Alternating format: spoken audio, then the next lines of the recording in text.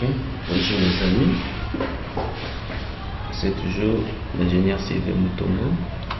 Aujourd'hui j'interviens dans le cadre du cours de Java. Nous allons essayer de développer une application en Java, et je vous avais dit dans les vidéos précédentes, si vous voulez concevoir et réaliser une application dans un langage, la première des choses, vous devez commencer par créer un dossier sur bureau qui peut porter le nom de votre projet. Je commence par là. Je commence par créer un dossier sur bureau que je dois appeler application de gestion des ventes, par exemple. Application de gestion des ventes, il est là. Mon dossier est là. C'est au sein de ces dossiers où je dois mettre tous les composants de mon projet. Ça veut dire la base de données, je le mettrai toujours ici, et mon projet, il sera aussi ici. Les images, je les mettrai toujours dans le même dossier.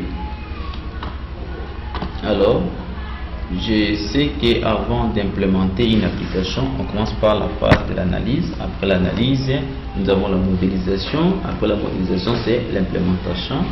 Mais par rapport à la phase de l'analyse, vous pouvez aller toujours dans la chaîne, dans la même chaîne ici. Il y a déjà des vidéos que nous avons faites la fois passée sur l'analyse. Et la modélisation, nous savons que la modélisation, ça consiste à formaliser les systèmes d'information. Formaliser les systèmes d'information veut dire on doit transformer, soit on va représenter les données d'une entreprise sous forme graphique. Cette partie-là aussi, elle a été déjà faite dans nos vidéos précédentes. Après avoir terminé la modélisation, on va passer dans la phase de l'implémentation.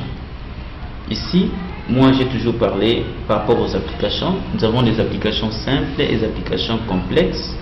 Parlant des applications simples, je vois juste une application qui ne sauvegarde pas les informations d'un système, c'est-à-dire une application que nous conservons juste pour une utilisation immédiate. Alors, les applications complexes que je parle sont des applications dont nous sommes censés enregistrer les informations d'un système d'information. Alors, pour ça, j'avais déjà conçu une base de données. Je peux seulement vous présenter notre base de données. La base de données en question est là. Je vous la présente. Je vais toujours mettre la base de données dans le même dossier que nous avons conçu, où nous avons créé sur bureau. Merci. Ok, je m'excuse. Ok, nous avons mis notre base de données dans les dossiers que nous avons créés sur bureau. Et cette base de données, nous l'avons appelée BDD Ventes. On peut d'abord l'ouvrir. Je vous avais conseillé la fois passée, quand vous créez votre base de données, vous devez toujours la convertir en version 2003. Je vous avais dit pourquoi on est censé convertir ça en version 2003. C'est parce qu'il est pilote de la version 2003, surtout dans plusieurs systèmes. C'est ainsi, nous vous conseillons toujours de convertir ça en 2003. Et la conversion, je vous avais aussi montré ça, comment on peut convertir une base de données en version 2003. Au cas contraire, vous pouvez seulement nous faire un mail. On va essayer encore de refaire d'autres vidéos sur ça. Alors voici alors la présentation de notre base de données. Nous avons la table article, client et commandé.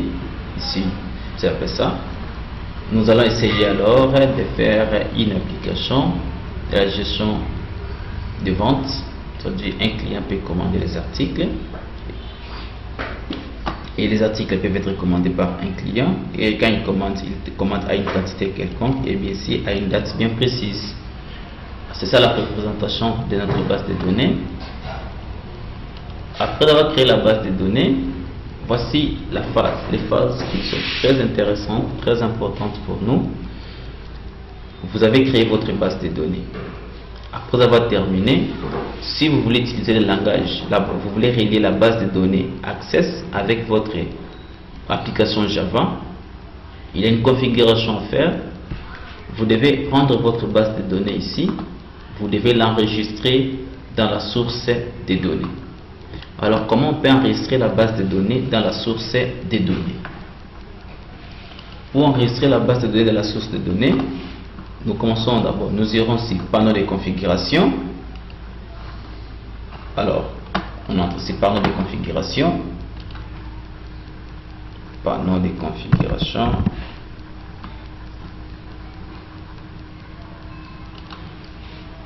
J'entre dans panneau de configuration.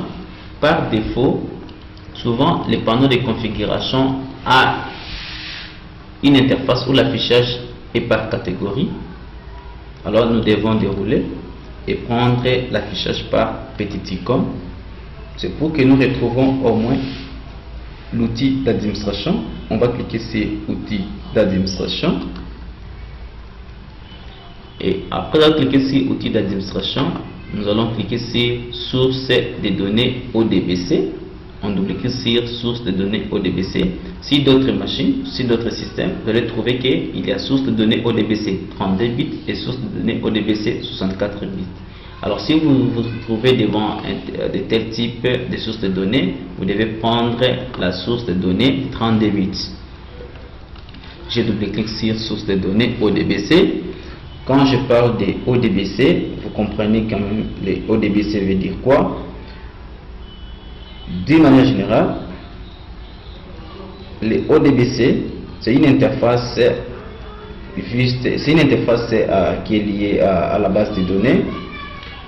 Avant tout, l'accès aux bases de données, nous avons besoin de JDBC, qui est l'acronyme de Java Database Connectivity et qui désigne une API qui est l'application Programming Interface définie par Sun pour permettre un accès aux bases de données avec Java.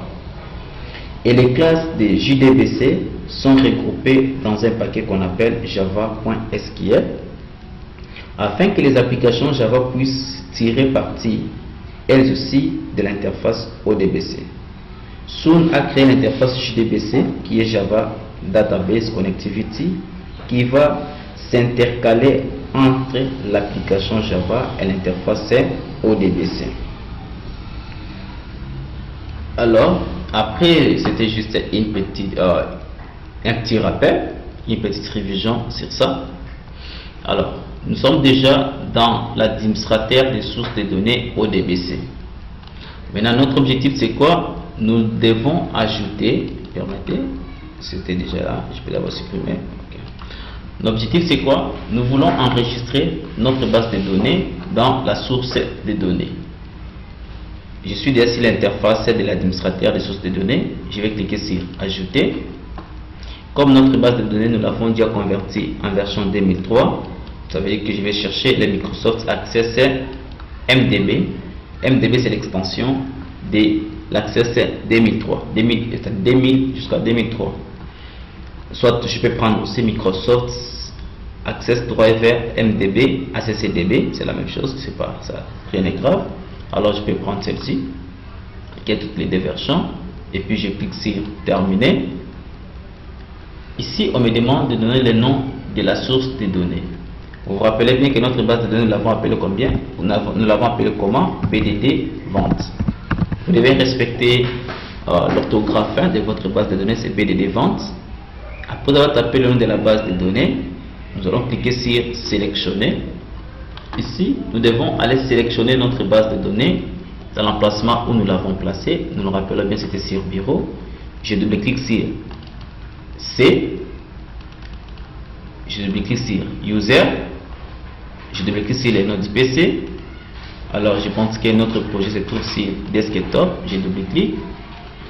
Et dans un dossier appelé notre projet, comment il s'appelait? Comment je déroulais, c'était comment il s'appelait, permettez que je voie d'abord les projets, c'est application de gestion des ventes. Ok, je vais chercher application de gestion des ventes. Je pense qu'il est là. C'est ce dossier ici. Je double-clique directement. On ajoute notre base de données en question ici. Je sélectionne la base de données, c'est BDD vente. Et puis je clique sur OK. Directement, vous voyez que la base de données, on donne l'arborescence de notre base de données qui est là. Et puis je clique encore sur OK. Qu'est-ce que vous remarquez? Dans la source de données utilisateur, on vient d'ajouter notre base de données BDD vente. Et puis je clique sur OK. C'est fini. Je viens d'ajouter notre base de données dans la source des données. Merci. Et puis nous allons poursuivre à une autre étape.